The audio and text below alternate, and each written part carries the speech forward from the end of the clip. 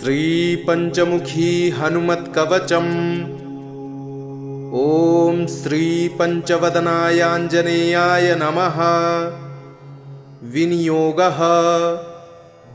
ओम अस्य श्री पंचमुख हनुमन्मन्त्रस्य ब्रह्मा ऋषिः, गायत्री छन्दः, पंचमुख विराट हनुमान देवता, ह्रीं बीजं, श्रीं शक्तिः, क्रौं कीलकं, क्रूं कवचं, क्रैं अस्त्राय फट् इति दिग्बन्धः। श्रीगरुड उवाच अथ ध्यानं प्रवक्ष्यामि शृणु सर्वाङ्गसुन्दरी। यत्कृतं देवदेवेन ध्यानं हनुमतः प्रियं। पञ्चवक्त्रं महाभीमं त्रिपञ्चनयनैर्युतं, बाहुभिर्दशभिर्युक्तं सर्वकामार्थसिद्धिदम्। पूर्वं तु वानरं वक्त्रं कोटिसूर्यसमप्रभं, दंष्ट्राकरालवदनं भ्रिकुटीकुटिलेक्षणम्। अस्यैव दक्षिणं वक्त्रं नारसिंहं महाद्भुतम्, अत्युग्रतेजो वपुषं भीषणं भयनाशनम्।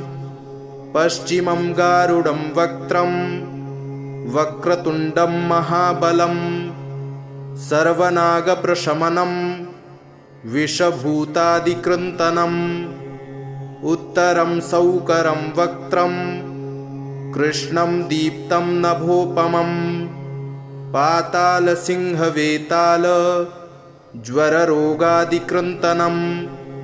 ऊर्ध्वं हयाननं घोरं दानवान्तकरं परम्, येन वक्त्रेण विप्रेन्द्र तारकाख्यं महासुरम्। जघान शरणं तत्स्यात् सर्वशत्रुहरं परम्, ध्यात्वा पञ्चमुखं रुद्रं हनुमन्तं दयानिधिं। खड्गं त्रिशूलं खड्वाङ्गं पाशमङ्कुशपर्वतं, मुष्टिं कौमोदकीं वृक्षं धारयन्तं कमण्डलुं। भिन्दिपालं ज्ञानमुद्रां दशभिर्मुनिपुङ्गवम्, एतान्यायुधजालानि धारयन्तं भजाम्यहम्।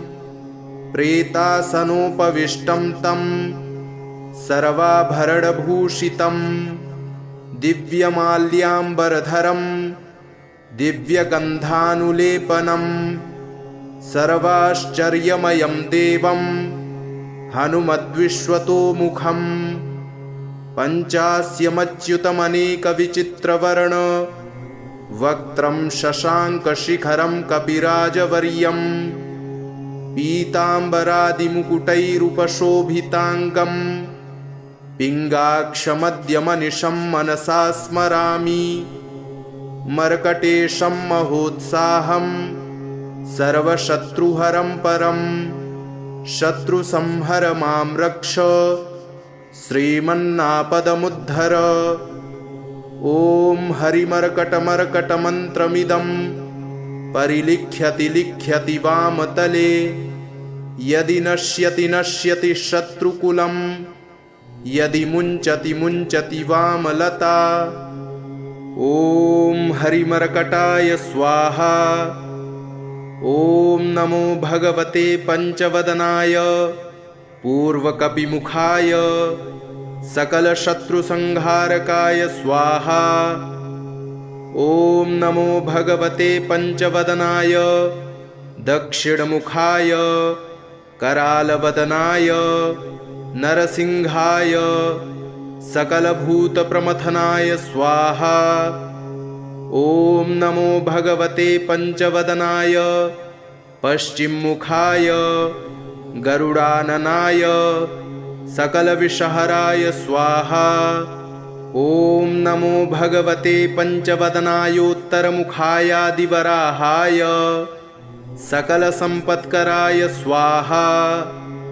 ॐ नमो भगवते पञ्चवदनायोर्ध्वमुखाय हयग्रीवाय सकलजनवशङ्कराय स्वाहा।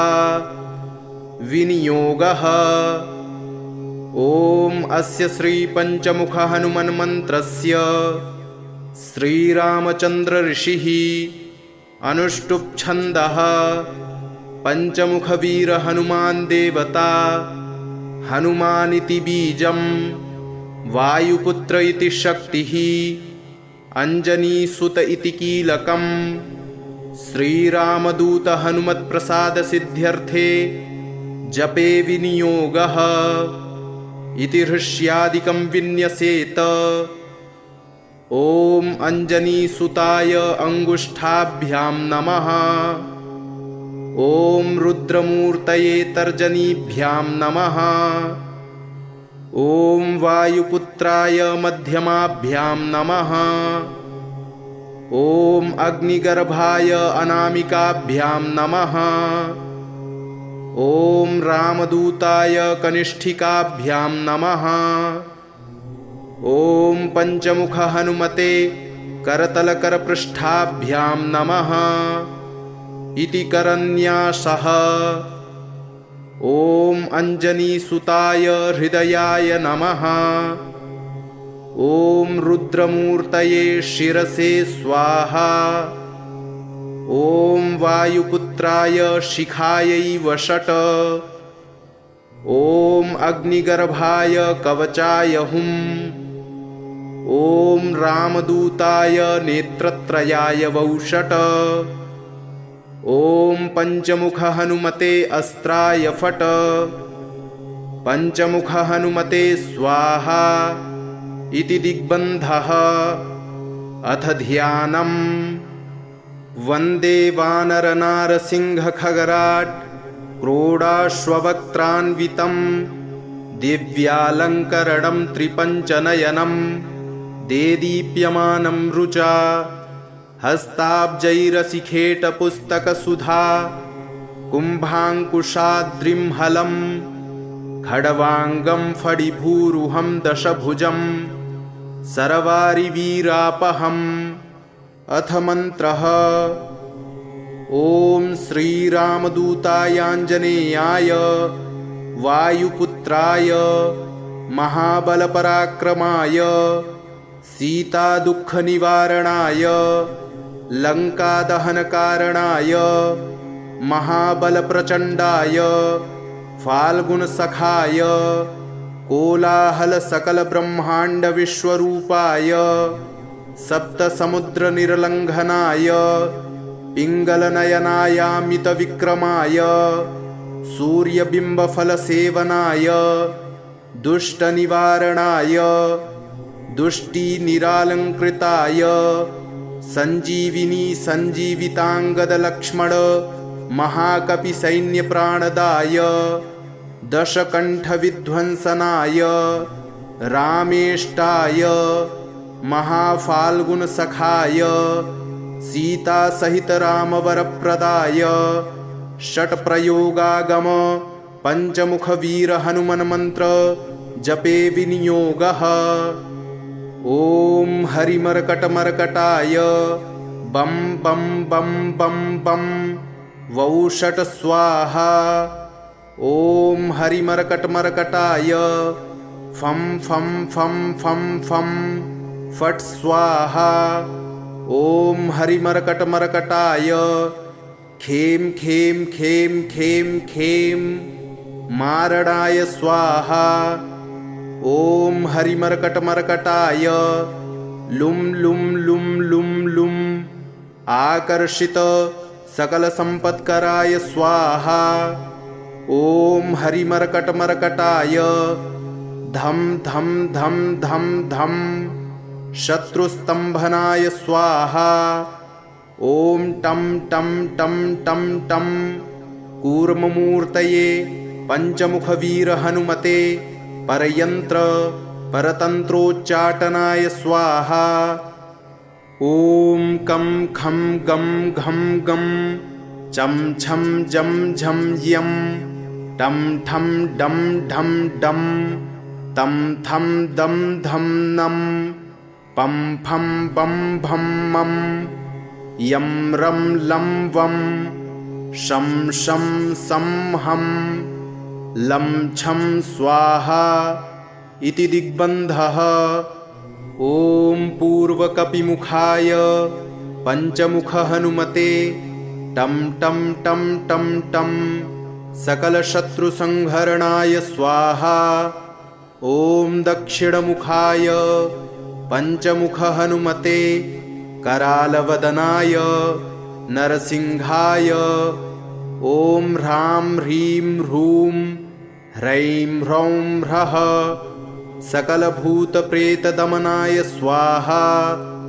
ॐ पश्चिममुखाय गरुडाननाय पंचमुख हनुमते मं मं मं मं मं सकलविषहराय स्वाहा। ॐ उत्तरमुखाय आदिवराहाय लं लं लं लं लं नृसिंहाय नीलकण्ठमूर्तये पंचमुख हनुमते स्वाहा। ॐ ऊर्ध्वमुखाय हयग्रीवाय रुं रुं रुं रुं रुं रुद्रमूर्तये सकलप्रयोजन निर्वाहकाय स्वाहा। ॐ अंजनीसुताय वायुपुत्राय महाबलाय सीताशोकनिवारणाय श्रीरामचन्द्रकृपापादुकाय महावीर्यप्रमथनाय ब्रह्माण्डनाथाय कामदाय पंचमुखवीरहनुमते स्वाहा। भूतप्रेतपिशाच ब्रह्मराक्षस शाकिनी डाकिन्यन्तरिक्ष ग्रह परयन्त्रपरतन्त्रोच्चाटनाय स्वाहा। सकलप्रयोजन निर्वाहकाय पंचमुखवीर हनुमते श्रीरामचन्द्रवरप्रदाय जं जं जं जं जं स्वाहा। इदं कवचं पठित्वा तु महाकवचं पठेन्नरः एकवारं जपेत् स्तोत्रं सर्वशत्रुनिवारणं द्विवारं तु पठेन्नित्यं पुत्रपौत्रप्रवर्धनं त्रिवारं च पठेन्नित्यं सर्वसम्पत्करं शुभं चतुर्वारं पठेन्नित्यं सर्वरोगनिवारणं पंचवारं पठेन्नित्यं सर्वलोकवशङ्करं षड्वारं च पठेन्नित्यं सर्वदेववशङ्करं सप्तवारं पठेन्नित्यं सर्वसौभाग्यदायकम् अष्टवारं पठेन्नित्यमिष्टकामार्थसिद्धिदम् नववारं पठेन्नित्यं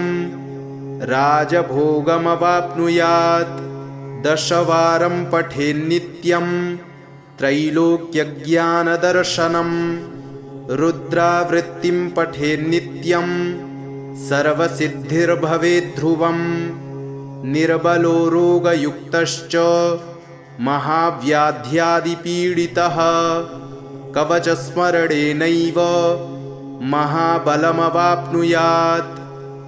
श्रीगरुड उवाच अथ ध्यानं प्रवक्ष्यामि शृणु सर्वाङ्गसुन्दरी यत्कृतं देवदेवेन ध्यानं हनुमतः प्रियं पंचवक्त्रं महाभीमं त्रिपञ्चनयनैर्युतं बाहुभिर्दशभिर्युक्तं सर्वकामार्थसिद्धिदम् पूर्वं तु वानरं वक्त्रं कोटिसूर्यसमप्रभं दंष्ट्राकरालवदनं भ्रिकुटीकुटिलेक्षणम् अस्यैव दक्षिणं वक्त्रं नारसिंहं महाद्भुतम् अत्युग्रतेजो वपुषं भीषणं भयनाशनं पश्चिमं गारुडं वक्त्रं वक्रतुण्डं महाबलं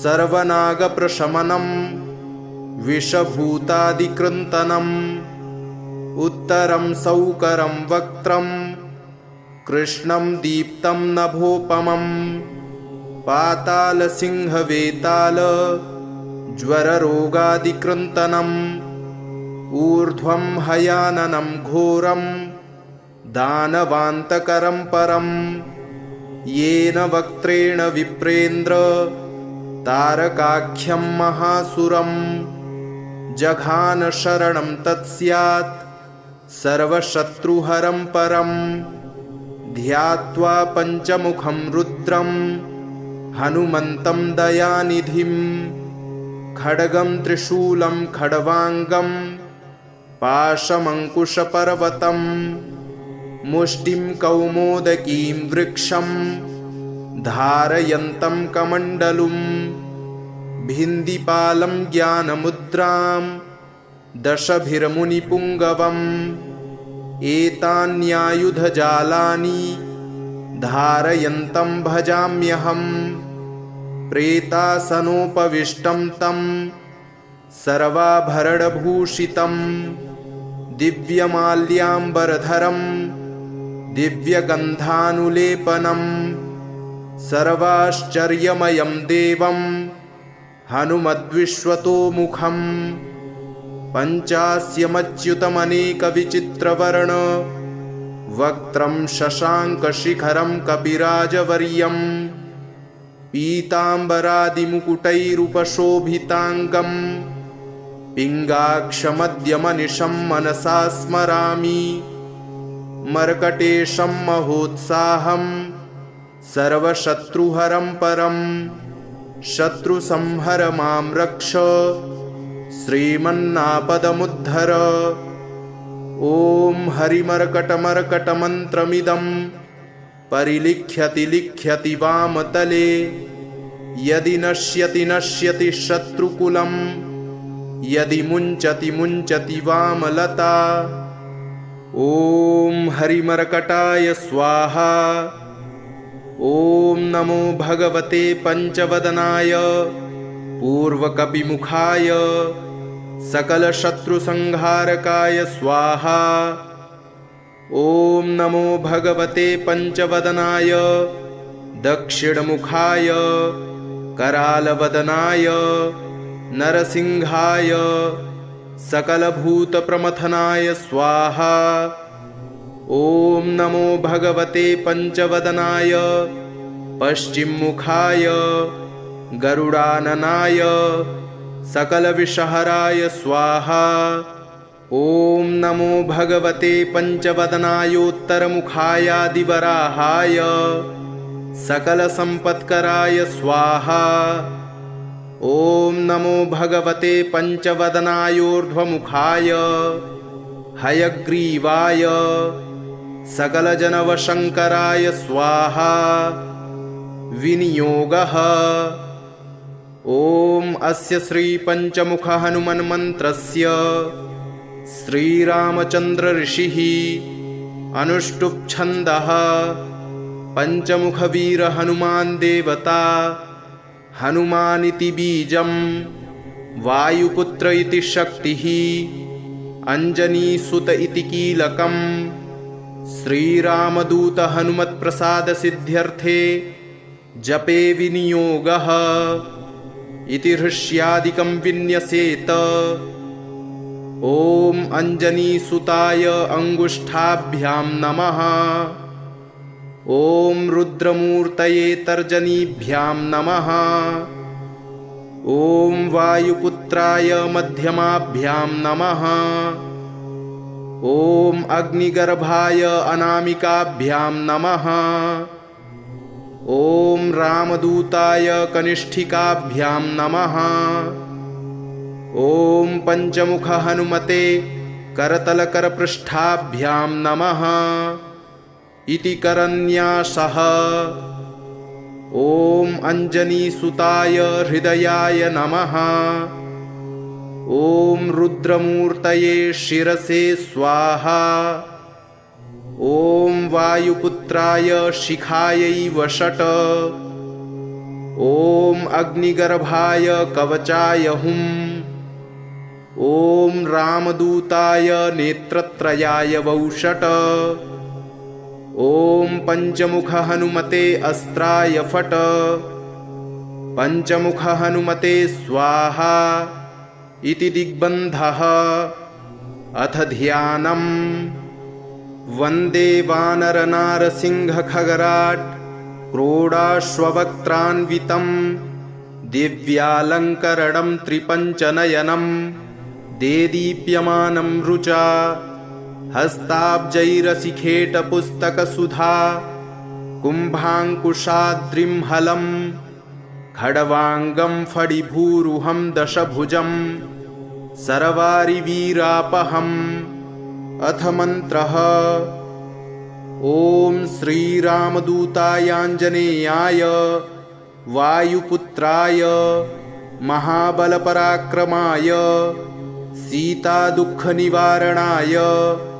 लङ्कादहनकारणाय महाबलप्रचण्डाय फाल्गुनसखाय कोलाहलसकलब्रह्माण्डविश्वरूपाय सप्तसमुद्रनिर्लङ्घनाय पिङ्गलनयनायामितविक्रमाय सूर्यबिम्बफलसेवनाय दुष्टनिवारणाय दुष्टिनिरालङ्कृताय सञ्जीविनी सञ्जीविताङ्गदलक्ष्मण महाकपिसैन्यप्राणदाय दशकण्ठविध्वंसनाय रामेष्टाय महाफाल्गुनसखाय सीतासहित रामवरप्रदाय षट्प्रयोगागम पंचमुखवीरहनुमन्मन्त्र जपे विनियोगः। ॐ हरिमर्कटमर्कटाय बं बं बं बं बं वौषट स्वाहा। ॐ हरिमर्कटमर्कटाय फं फं फं फं फं फट् स्वाहा। ॐ हरिमर्कटमर्कटाय खें खें खें खें खें मारणाय स्वाहा। ॐ हरिमर्कटमर्कटाय लुं लुं लुं लुं लुं आकर्षित सकलसम्पत्कराय स्वाहा। ॐ हरिमर्कटमर्कटाय धं धं धं धं धं शत्रुस्तम्भनाय स्वाहा। ॐ टं टं टं टं टं कूर्ममूर्तये पंचमुखवीरहनुमते परयन्त्र परतन्त्रोच्चाटनाय स्वाहा। ॐ कं खं गं घं गं चं छं जं झं यं टं ठं डं ढं डं तं थं दं धं नं पं फं बं भं मं यं रं लं वं शं शं सं हं लं छं स्वाहा इति दिग्बन्धः।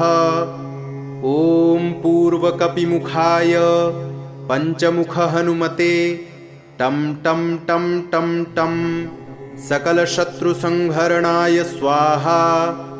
ॐ दक्षिणमुखाय पंचमुख हनुमते करालवदनाय नरसिंहाय ॐ ह्रां ह्रीं ह्रूं ह्रैं ह्रौं ह्रः सकलभूतप्रेतदमनाय स्वाहा।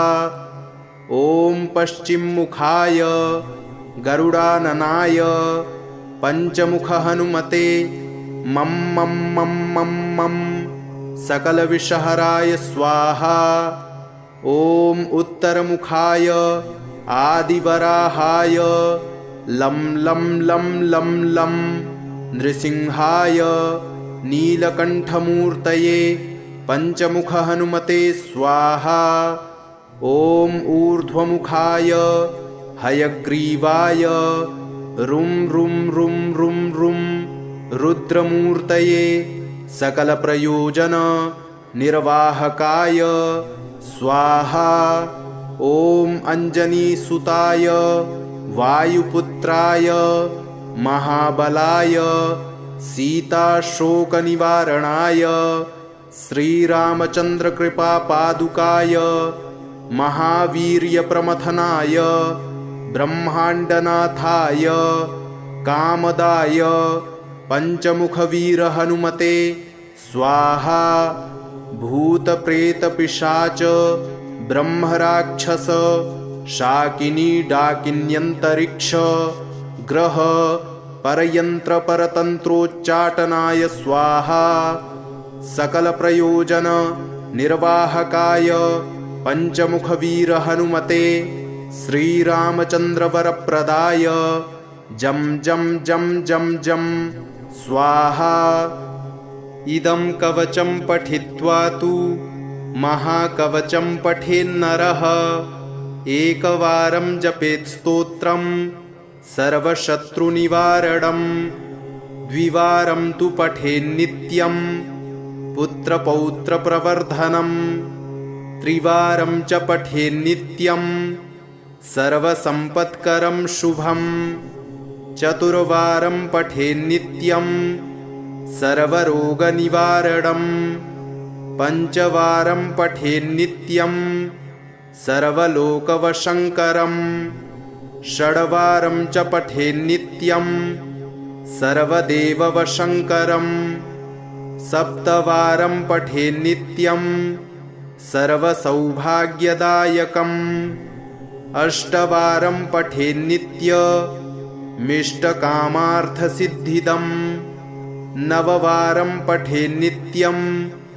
राजभोगमवाप्नुयात् दशवारं पठेन्नित्यं त्रैलोक्यज्ञानदर्शनं रुद्रावृत्तिं पठेन्नित्यं सर्वसिद्धिर्भवेद्ध्रुवम् निर्बलो रोगयुक्तश्च महाव्याध्यादिपीडितः कवचस्मरणेनैव महाबलमवाप्नुयात्।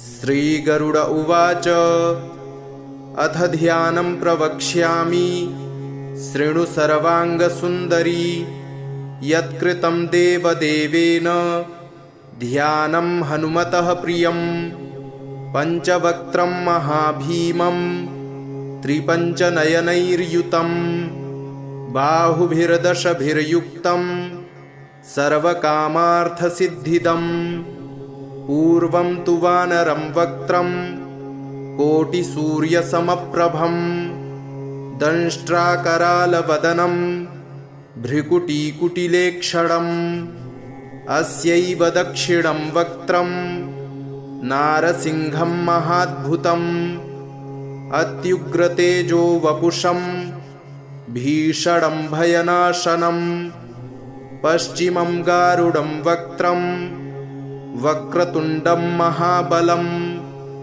सर्वनागप्रशमनं विषभूतादिकृन्तनम् उत्तरं सौकरं वक्त्रं कृष्णं दीप्तं नभोपमं पातालसिंहवेताल ज्वररोगादिकृन्तनम् ऊर्ध्वं हयाननं घोरं दानवान्तकरं परं येन वक्त्रेण विप्रेन्द्र तारकाख्यं महासुरं जघान शरणं तत्स्यात् सर्वशत्रुहरं परं ध्यात्वा पञ्चमुखं रुद्रं हनुमन्तं दयानिधिं खड्गं त्रिशूलं खड्वाङ्गं पाशमङ्कुशपर्वतं मुष्टिं कौमोदकीं वृक्षं धारयन्तं कमण्डलुं भिन्दिपालं ज्ञानमुद्रां दशभिर्मुनिपुङ्गवम् एतान्यायुधजालानि धारयन्तं भजाम्यहम् प्रेतासनोपविष्टं तं सर्वाभरणभूषितं दिव्यमाल्याम्बरधरं दिव्यगन्धानुलेपनं सर्वाश्चर्यमयं देवं हनुमद्विश्वतोमुखं पञ्चास्यमच्युतमनेकविचित्रवर्ण वक्त्रं शशाङ्कशिखरं कपिराजवर्यं पीताम्बरादिमुकुटैरुपशोभिताङ्गं पिङ्गाक्षमद्यमनिशं मनसा स्मरामि मर्कटेशं महोत्साहं सर्वशत्रुहरं परं शत्रुसंहर मां रक्ष श्रीमन्नापदमुद्धर। ॐ हरिमर्कटमर्कटमन्त्रमिदं परिलिख्यति लिख्यति वामतले यदि नश्यति नश्यति शत्रुकुलं यदि मुञ्चति मुञ्चति वामलता। ॐ हरिमर्कटाय स्वाहा। ॐ नमो भगवते पंचवदनाय पूर्वकपिमुखाय सकलशत्रुसंहारकाय स्वाहा। ॐ नमो भगवते पंचवदनाय दक्षिणमुखाय करालवदनाय नरसिंहाय सकलभूतप्रमथनाय स्वाहा। ॐ नमो भगवते पंचवदनाय पश्चिममुखाय गरुडाननाय सकलविषहराय स्वाहा। ॐ नमो भगवते पंचवदनायोत्तरमुखायादिवराहाय सकलसम्पत्कराय स्वाहा। ॐ नमो भगवते पंचवदनायोर्ध्वमुखाय हयग्रीवाय सकलजनवशङ्कराय स्वाहा। विनियोगः।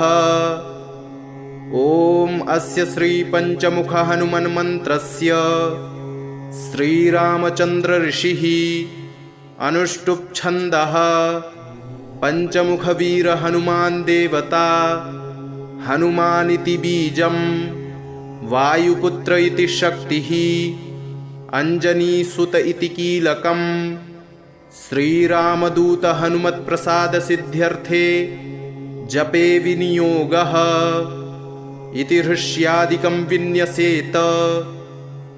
ॐ अंजनीसुताय अंगुष्ठाभ्यां नमः। ॐ रुद्रमूर्तये तर्जनीभ्यां नमः।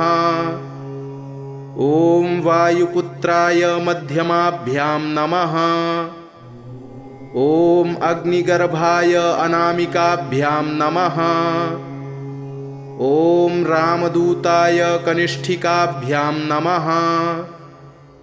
ॐ पंचमुख हनुमते करतलकरपृष्ठाभ्यां नमः इति करन्यासः। ॐ अंजनीसुताय हृदयाय नमः। ॐ रुद्रमूर्तये शिरसे स्वाहा। ॐ वायुपुत्राय शिखायै वषट्।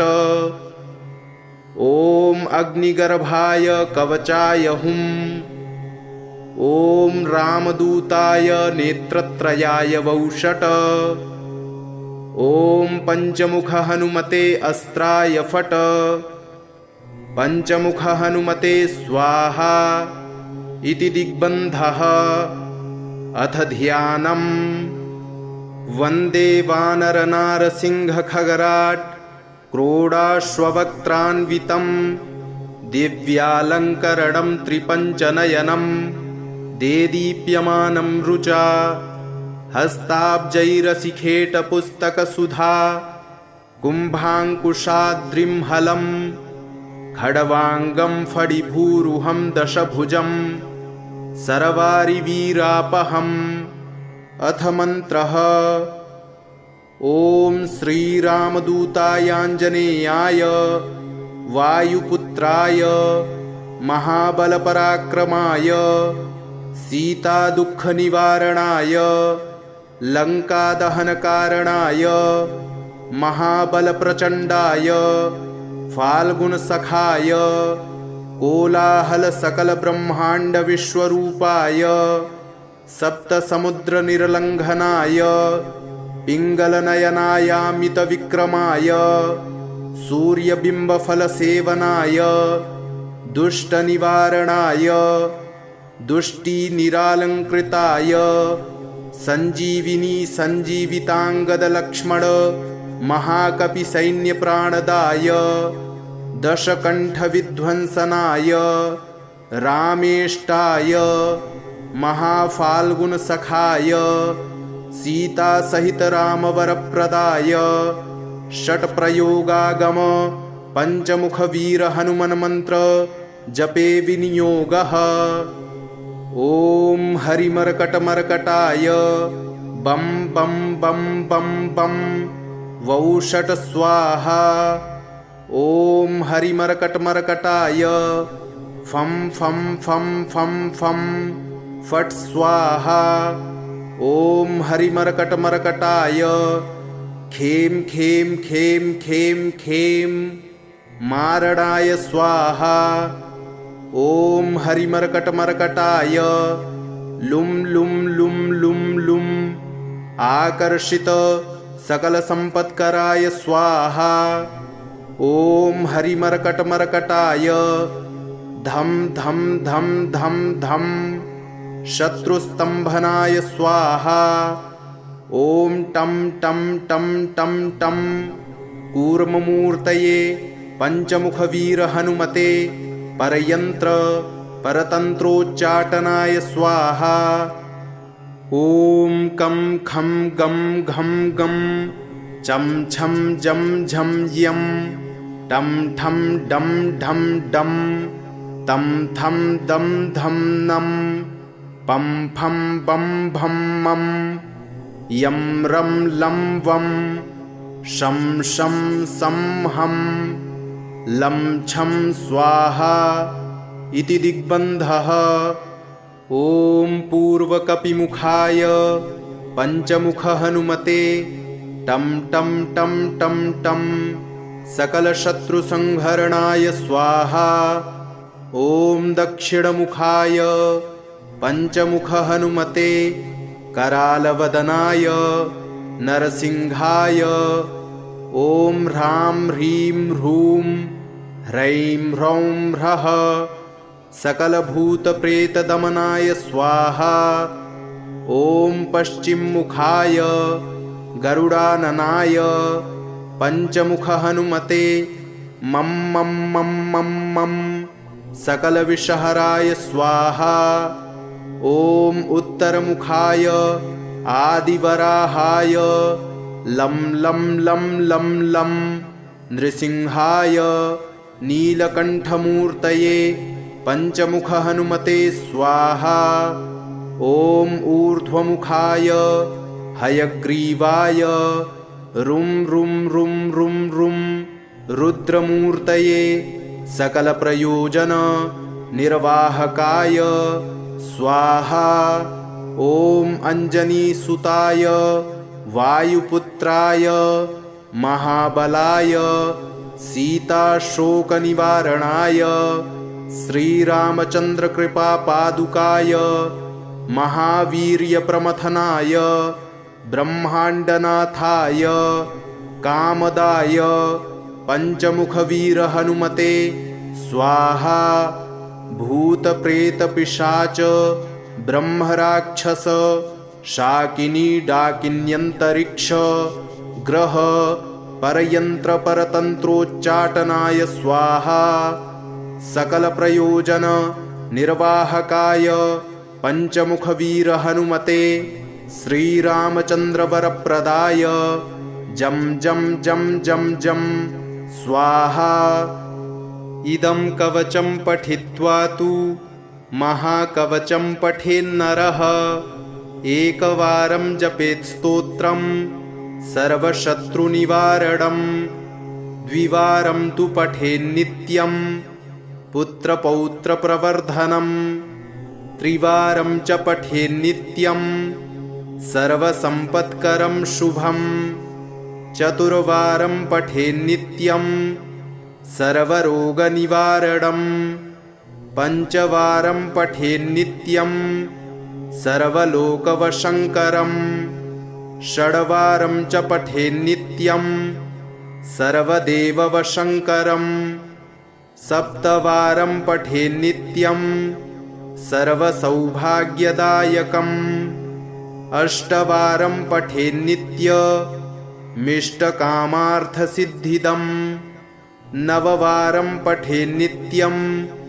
राजभोगमवाप्नुयात् दशवारं पठेन्नित्यं त्रैलोक्यज्ञानदर्शनम् रुद्रावृत्तिं पठेन्नित्यं सर्वसिद्धिर्भवेद्ध्रुवम् निर्बलो रोगयुक्तश्च महाव्याध्यादिपीडितः कवचस्मरणेनैव महाबलमवाप्नुयात्। श्रीगरुड उवाच अथ ध्यानं प्रवक्ष्यामि शृणु सर्वाङ्गसुन्दरी यत्कृतं देवदेवेन ध्यानं हनुमतः प्रियं पञ्चवक्त्रं महाभीमं त्रिपञ्चनयनैर्युतं बाहुभिर्दशभिर्युक्तं सर्वकामार्थसिद्धिदम् पूर्वं तु वानरं वक्त्रं कोटिसूर्यसमप्रभं दंष्ट्राकरालवदनं भ्रिकुटीकुटिलेक्षणम् अस्यैव दक्षिणं वक्त्रं नारसिंहं महाद्भुतम् अत्युग्रतेजो वपुषं भीषणं भयनाशनं पश्चिमं गारुडं वक्त्रं वक्रतुण्डं महाबलं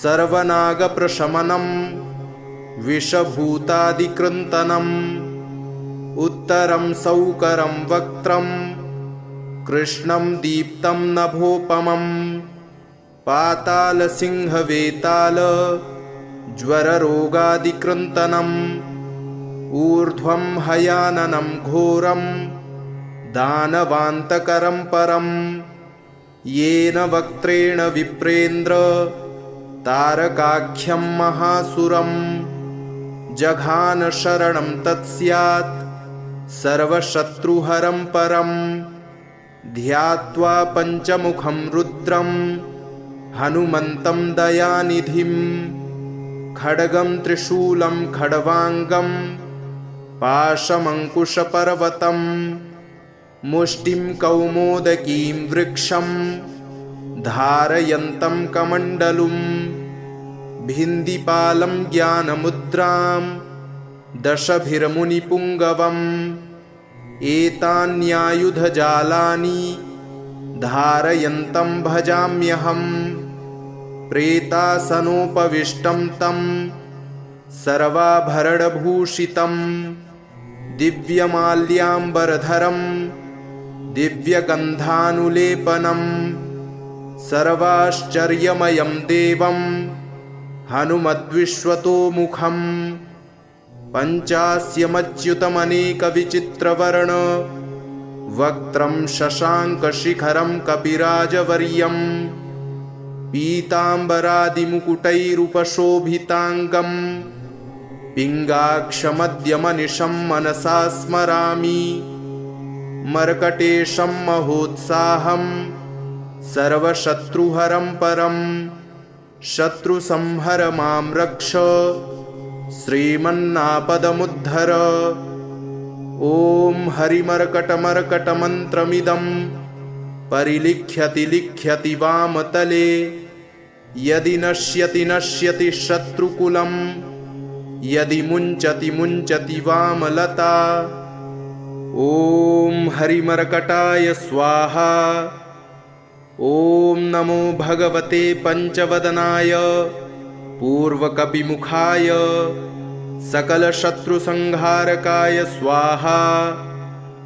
ॐ नमो भगवते पञ्चवदनाय दक्षिणमुखाय करालवदनाय नरसिंहाय सकलभूतप्रमथनाय स्वाहा।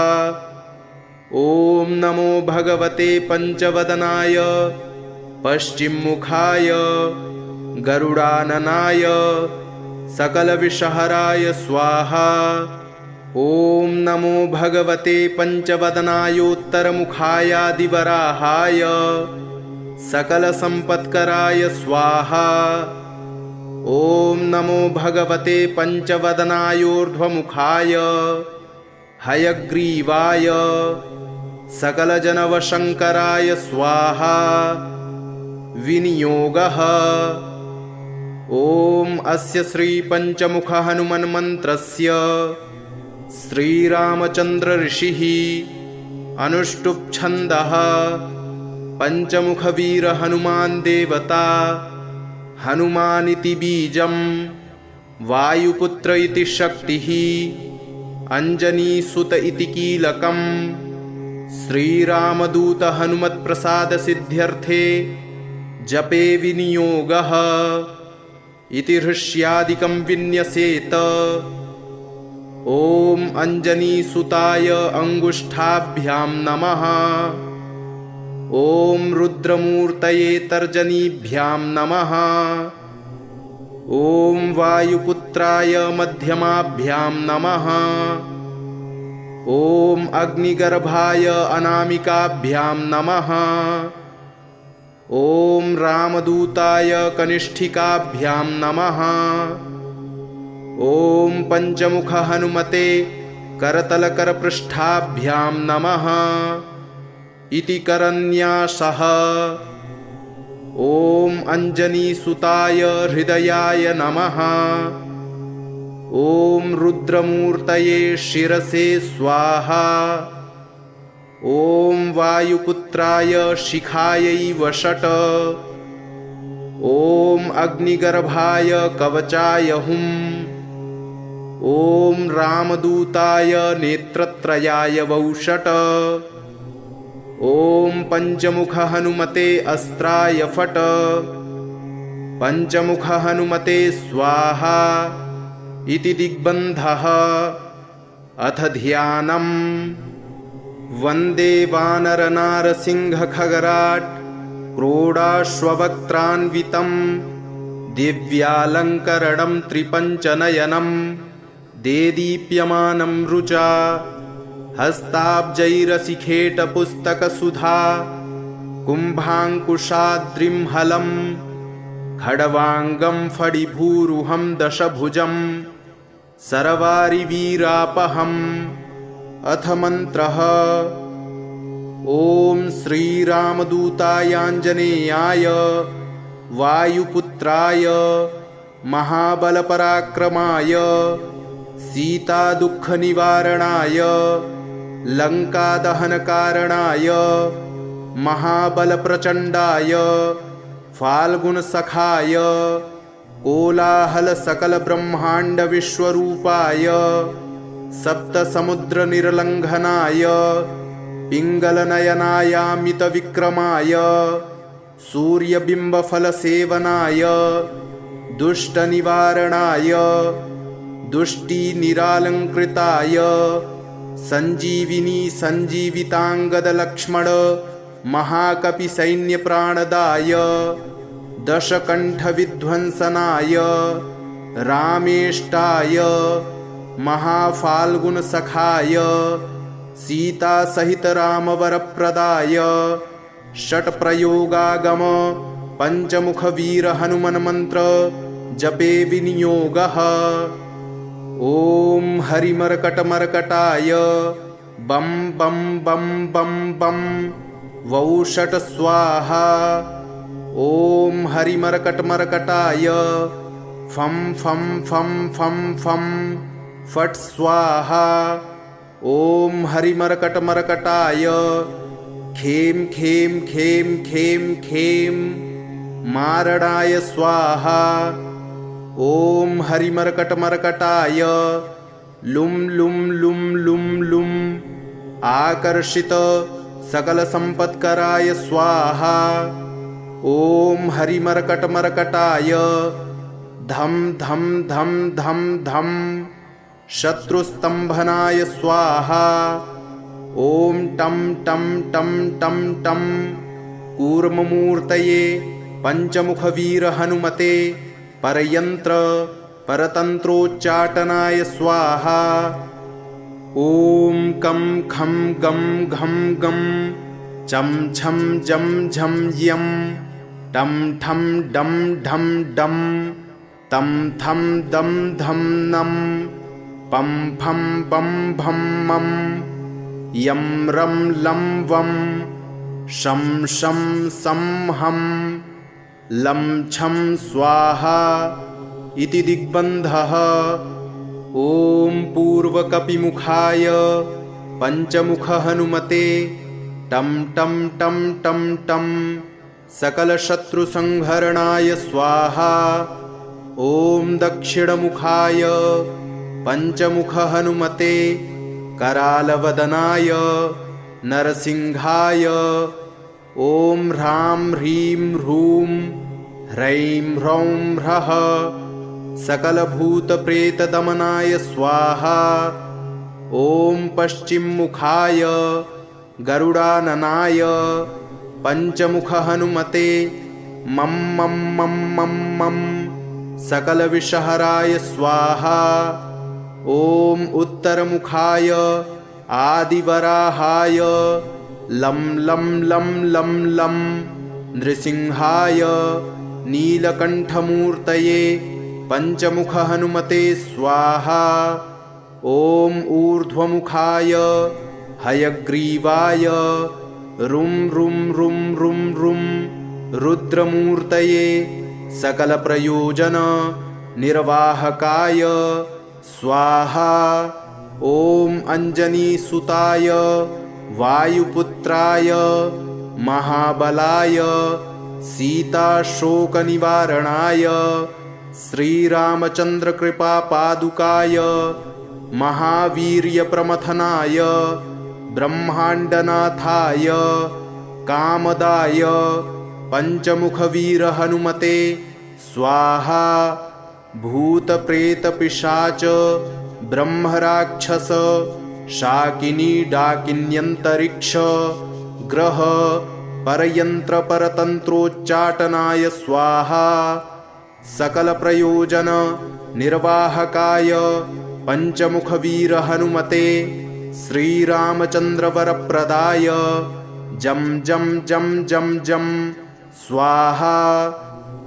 इदं कवचं पठित्वा तु महाकवचं पठेन्नरः एकवारं जपेत् स्तोत्रं सर्वशत्रुनिवारणं द्विवारं तु पठेन्नित्यं पुत्रपौत्रप्रवर्धनं त्रिवारं च पठेन्नित्यं सर्वसम्पत्करं शुभं चतुर्वारं पठेन्नित्यं सर्वरोगनिवारणं पञ्चवारं पठेन्नित्यं सर्वलोकवशङ्करं षड्वारं च पठेन्नित्यं सर्वदेववशङ्करं सप्तवारं पठेन्नित्यं सर्वसौभाग्यदायकम् अष्टवारं पठेन्नित्यमिष्टकामार्थसिद्धिदम् नववारं पठेन्नित्यं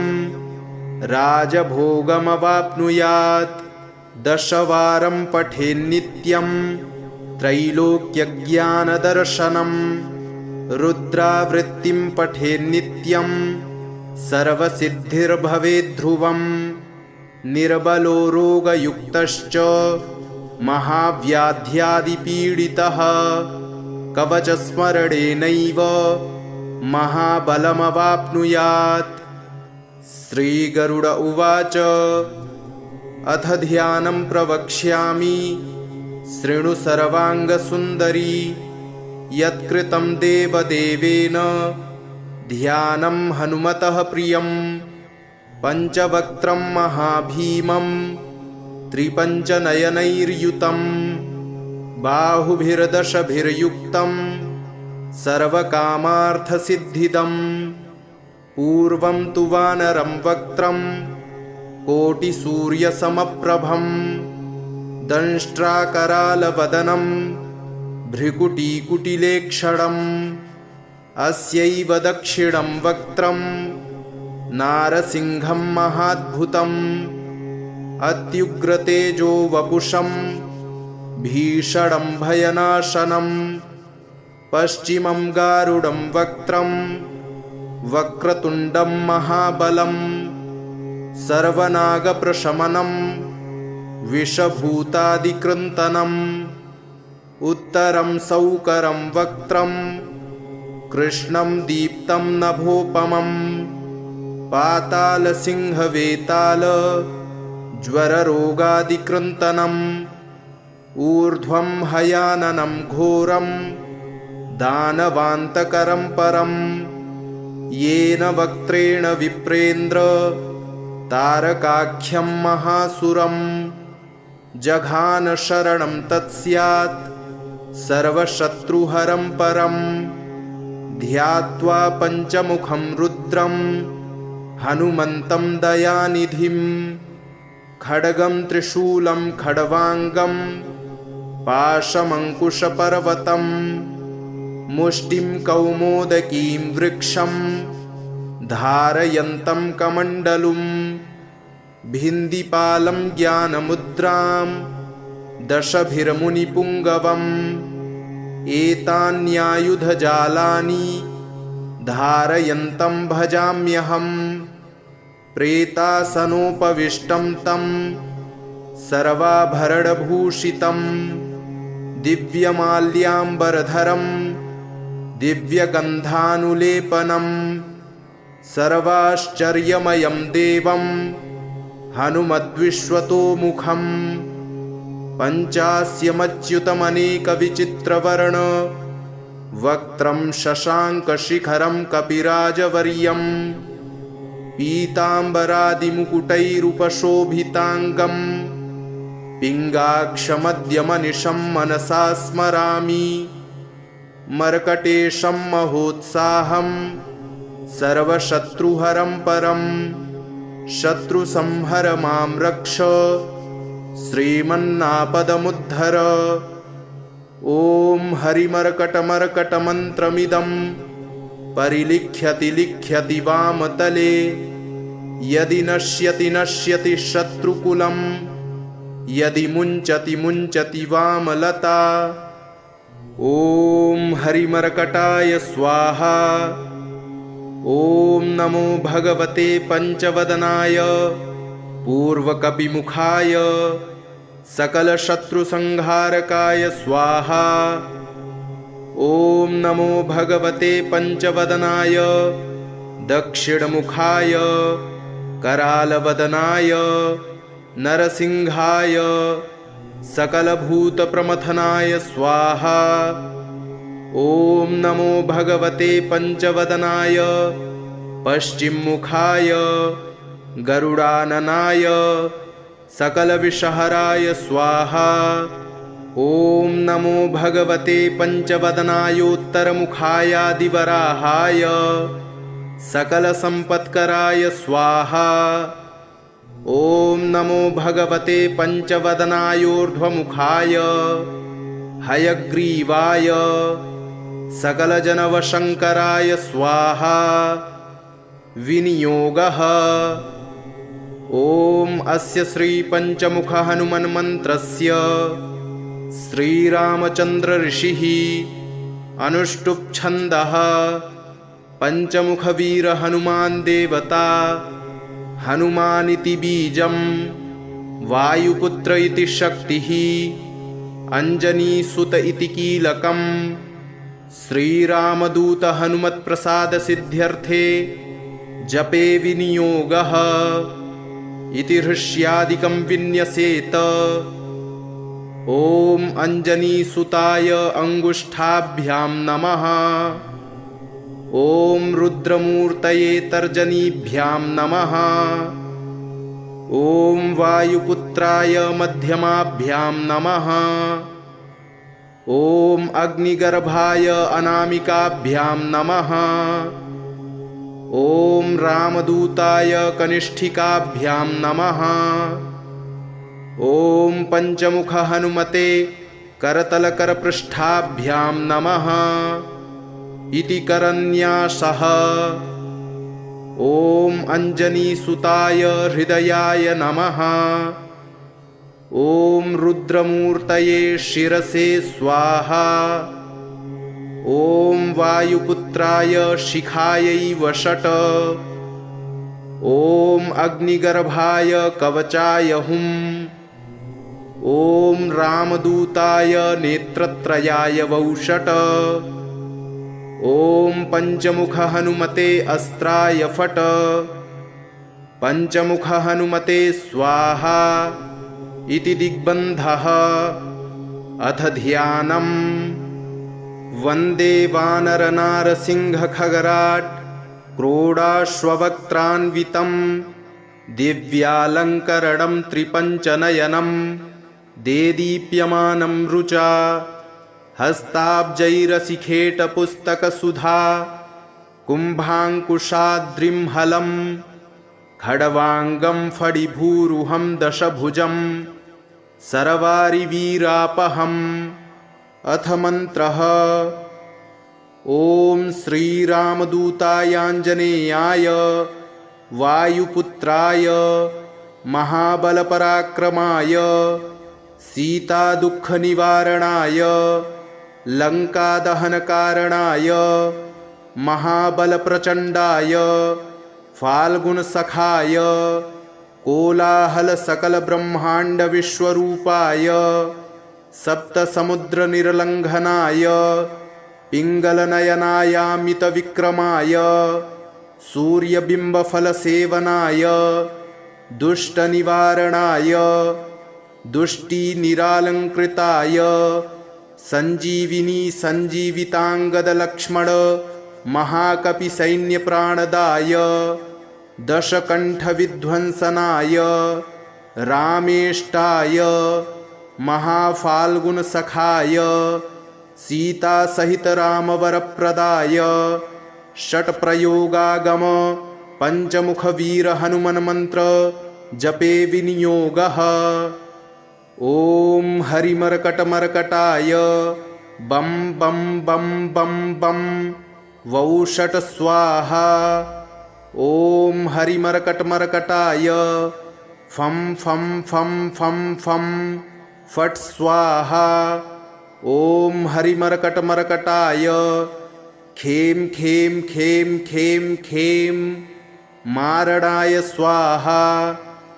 ॐ हरिमर्कटमर्कटाय लुं लुं लुं लुं लुं आकर्षित सकलसम्पत्कराय स्वाहा।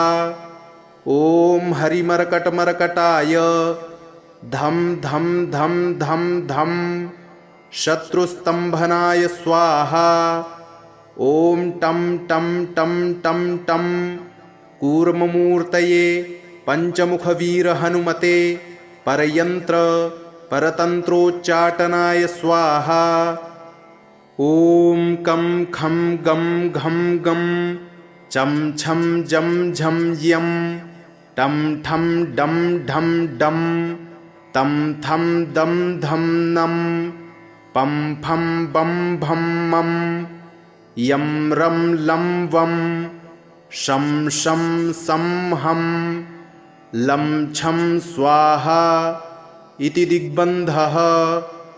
ॐ पूर्वकपिमुखाय पंचमुखहनुमते टं टं टं टं टं सकलशत्रुसंहरणाय स्वाहा। ॐ दक्षिणमुखाय पंचमुखहनुमते करालवदनाय नरसिंहाय ॐ ह्रां ह्रीं ह्रूं ह्रैं ह्रौं ह्रः सकलभूतप्रेतदमनाय स्वाहा। ॐ पश्चिममुखाय गरुडाननाय पंचमुखहनुमते मं मं मं मं मं सकलविषहराय स्वाहा।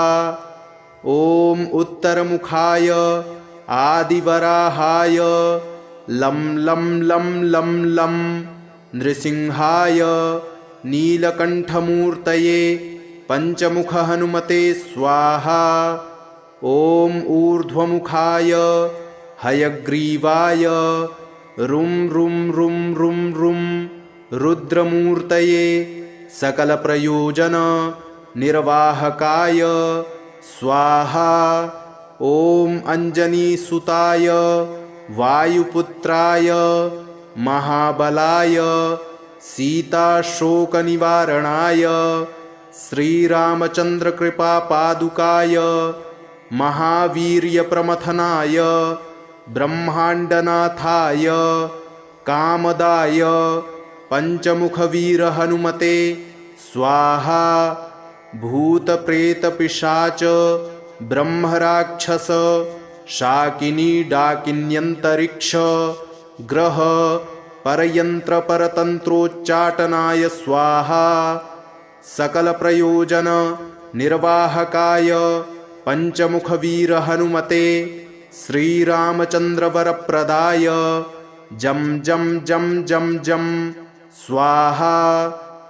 इदं कवचं पठित्वा तु महाकवचं पठेन्नरः एकवारं जपेत् स्तोत्रं सर्वशत्रुनिवारणं द्विवारं तु पठेन्नित्यं पुत्रपौत्रप्रवर्धनं त्रिवारं च पठेन्नित्यं सर्वसम्पत्करं शुभं चतुर्वारं पठेन्नित्यं सर्वरोगनिवारणं पञ्चवारं पठेन्नित्यं सर्वलोकवशङ्करं षड्वारं च पठेन्नित्यं सर्वदेववशङ्करं सप्तवारं पठेन्नित्यं सर्वसौभाग्यदायकम् अष्टवारं पठेन्नित्यमिष्टकामार्थसिद्धिदम् नववारं पठेन्नित्यं राजभोगमवाप्नुयात् दशवारं पठेन्नित्यं त्रैलोक्यज्ञानदर्शनम् रुद्रावृत्तिं पठेन्नित्यं सर्वसिद्धिर्भवेद्ध्रुवम् निर्बलो रोगयुक्तश्च महाव्याध्यादिपीडितः कवचस्मरणेनैव महाबलमवाप्नुयात्। इति श्रीसुदर्शनसंहितायां श्रीरामचन्द्रसीताप्रोक्तं श्रीपञ्चमुखहनुमत्कवचं सम्पूर्णम्।